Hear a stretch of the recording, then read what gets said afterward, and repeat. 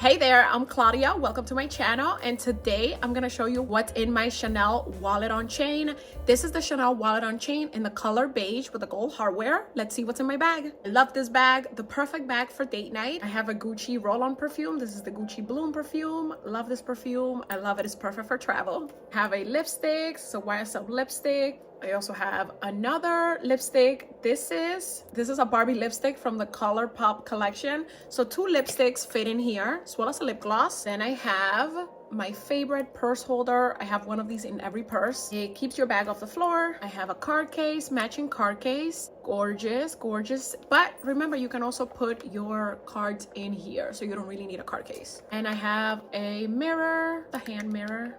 And that's pretty much it. There is another pocket here that you can use it to put a couple of extra things, but it doesn't hold too much. Definitely does not fit an iPhone. And for the purse hook, you just use this to put it on the table and you hang your bag from here and it keeps your bag off the floor. I love this thing. If you want to see a full unboxing of this bag and the card case, go check out my other video. And that's all for today's video. Make sure to give it a like, comment, and I'll see you on my next one. Bye.